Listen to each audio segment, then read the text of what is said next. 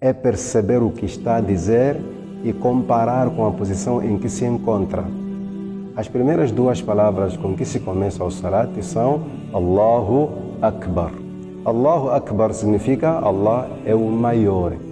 Aí você vai notar que estas duas palavras se encaixam, se enquadram muito bem com o gesto que nós aplicamos, que é o de levantar as mãos até ao nível das orelhas ou ao nível dos ombros. Aí falamos Allahu Akbar, Allah é o maior. Veja que este gesto que se acompanha com estas duas palavras, a tendência é de baixo para cima, de frente para trás. Como se a pessoa estivesse a dizer, Allah é o maior e por ele ser o maior, deixei tudo para trás.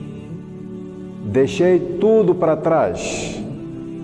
E eu enalteço a ele, Allahu Akbar, como alguém que está a se entregar a esse que é o maior. Nós temos notado em situações onde alguém rende o outro, a pessoa vencida, como é que tem feito? Levanta as mãos. É o que você faz perante Allah. Eu não sou nada. Eu sou menor.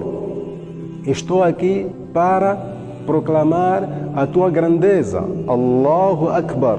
Só que aqui, na rendição, tanto no ato de você se entregar a esse que é o maior, você mostra que você não se entregou de forma compulsiva, você não foi obrigado, você veio de livre e espontânea vontade.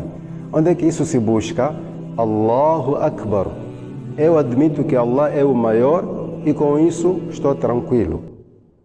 Essa é a leitura que nós fazemos entre as palavras e o gesto. Esse é o primeiro ponto. O segundo ponto, o que é que se diz na Surat Al-Fatiha? Na Surat Al-Fatiha nós temos 3 pontos relacionados a Deus. O primeiro ponto é que você está ali a louvar a Ele. E louvar, em outras palavras, é elogiar com a língua. Louvar é aplaudir em palavras. Então você diz, Alhamdulillahi Rabbil Alamin. Louvado seja, eu estou aqui a elogiar Allah, o dono do universo. Ar-Rahman Ar-Rahim, esse é o segundo aspecto. O beneficente, o misericordioso. Estamos a falar aqui da misericórdia de Allah. Em seguida você diz, Malik Yawmiddin. Estou aqui perante o rei do juízo final. O soberano do dia do juízo final. Vamos juntar estas 3 coisas e combinar com a posição de ficar em pé. Vamos supor que você está a assistir uma coisa, um teatro, seja qual for, o exemplo não interessa. Vamos supor que você está diante de um cenário que lhe deixa espantado. Fica bonito aplaudir sentado ou levantado? Fica bonito elogiar esse cenário sentado ou levantado? Não há dúvidas que, em termos de postura, a melhor posição para você mostrar que está espantado é levantar e aplaudir. Que neste caso, você está a louvar Allah em pé. Então, a posição de ficar em pé durante o salat combina muito bem com o louvor. Vamos supor que nós pudéssemos ver a misericórdia de Allah a descer. Se fosse possível ver a misericórdia de Allah a descer, você receberia ela sentado ou em pé? Sem dúvidas que você iria levantar. Por isso, nesta posição de Qiyam, nós falamos de 2 qualidades de Allah, 2 atributos de Allah que têm a ver com a misericórdia. Então, eu estou aqui em pé à procura da misericórdia de Allah, Ar-Rahman, Ar-Rahim. Tudo bem. O terceiro ponto, vamos supor que você está diante de um rei. Assim que você vai se apresentar a ele, você vai sentar logo ou vai ficar em pé? Você vai ficar em pé. E isso encaixa-se muito bem no caso do salat. Quando você fala de Malik Yawmiddin, aí você está em pé diante do rei do juízo final. Isto tem a ver com as palavras que nós falamos na posição de Qiyam. Vamos agora para a posição de genuflexão, que é a ruku'. Nós falamos Allahu Akbar e nos inclinamos. Normalmente, como pessoas, a nossa tendência, quando nos apresentamos diante de alguém que nós achamos que é grande, pela categoria, ou seja, por que razão for, nós temos essa tendência de nos inclinarmos. Isso é natural. O ser humano sempre tem essa tendência de se inclinar diante de alguém que ele acha que é superior. No salat está a acontecer a mesma coisa. Nós falamos palavras de engrandecimento, Allahu Akbar, e nos inclinamos. Quando nos inclinamos, as palavras que falamos ali têm muito a ver com a posição. Subhana Rabbiyal Azim. Glorificado seja o meu Senhor, o grandioso, como quem diz, para mostrar que na verdade eu acredito que Ele é grande, eu já me inclinei, porque eu sou o pequeno, Ele é o maior. Aí eu estou a glorificar o nome do maior, Subhana Rabbiyal Azim. Então veja que existe uma combinação muito forte, um encaixe muito conectado, quando olhamos para as palavras e a posição. Vamos agora para o ponto da prostração. Na prostração, veja quando a pessoa está prostrada, o que significa prostração? Prostração é o nível mais alto de a pessoa se humilhar. A prostração é o ponto mais alto de a pessoa se humilhar, mesmo tratando-se de alguém que pede desculpas. Quando a pessoa se prostra, esta pessoa já disse tudo. Tipo, já não tenho como lhe mostrar que eu me entrego assim. Por isso que no Islã é proibido a pessoa se prostrar diante de outra pessoa, ou diante de um objeto, ou diante de um animal, seja qual for. A prostração é simples, um ato digno para Allah subhanahu wa ta'ala. Então, naquela posição de humilhação, você está a dizer que eu reconheço que sou o mais baixo e que o Altíssimo és tu. Por isso falamos ali, Subhana Rabbiyal A'la. Glorificado seja o meu Senhor, o Altíssimo. O baixíssimo sou eu que estou aqui humilhado diante dele. Então, há sempre essa combinação. Estou aqui a glorificar o nome do Altíssimo para lhe mostrar, na prática, que eu reconheço que sou o baixo diante dele. Então, nós quando saímos da prostração, vamos para um pequeno intervalo, um curto espaço, que nós chamamos de al-julusu bayna sajdatayn, a sentada entre as duas prostrações. O que é que nós falamos? Entre prostrar-se, levantar e tornar a se prostrar. Esse espaço. Você foi reconhecer perante Deus que eu sou o baixíssimo, eu sou o defeituoso, eu sou o errôneo.